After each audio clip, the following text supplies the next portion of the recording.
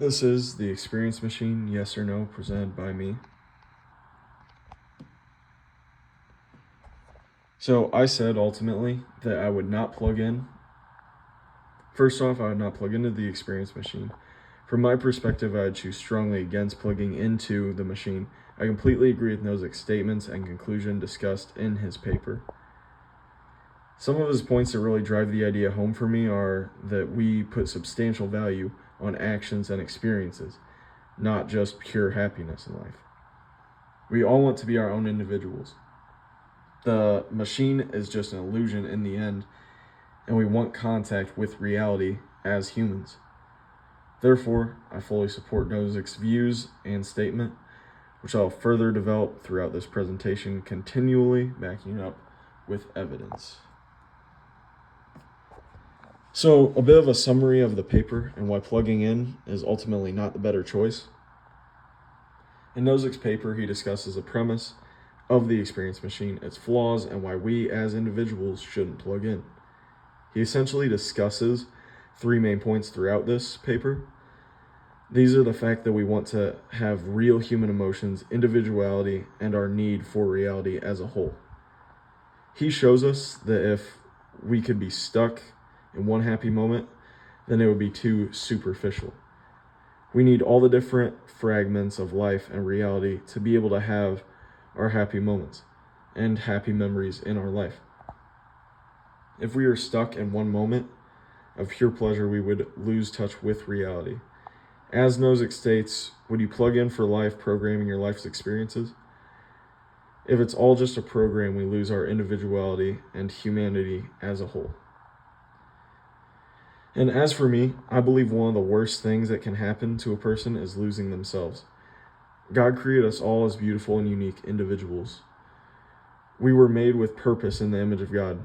We all have our own struggles and triumphs. Plugging into the machine would take the entire aspect of our lives and our personalities away from us. I believe that bad days make the good days better. Heartbreak and loss can become motivation. Struggles and hard times can build our character and inspire us to make the world a much better place. This all further motivates my choice. So, a big part of answering this question is based on values and your own outlook on life. So, to make this decision, I must reflect on my values and what makes me the person I am today. A big part of this question is pleasure, and to that I say maximizing happiness isn't my main goal. Putting God first and following my faith is. Another big aspect of answering this question is self-transformation. I value personal growth and change, but I would never want to lose my humanity. A third big part of this question is outcomes. The results aren't what matter the most, to me personally. What matters most is the experiences, the trials and triumphs, and also the trials and triumphs along the way. The journey is what's most important to me personally. And the fourth and last aspect of answering this question is reality. I agree 100% with what Nozick said, that living in contact with reality is critical.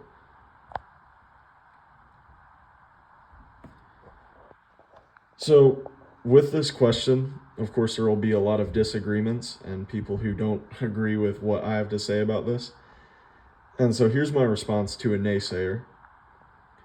So on the contrary, one may say that they would plug in because happiness is the ultimate goal in life.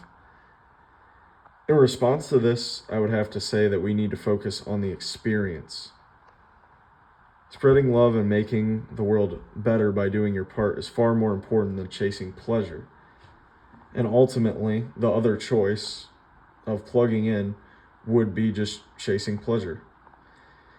The ride to the destination is the best part, in my own opinion.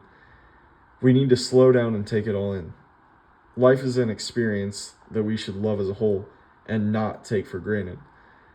Not just the good, but the bad too. We need to appreciate it all. Everything comes together to write your life story. And here is my citation, which is, of course, Nozick's paper. And yeah, thank you for watching. That's all I got. And goodbye.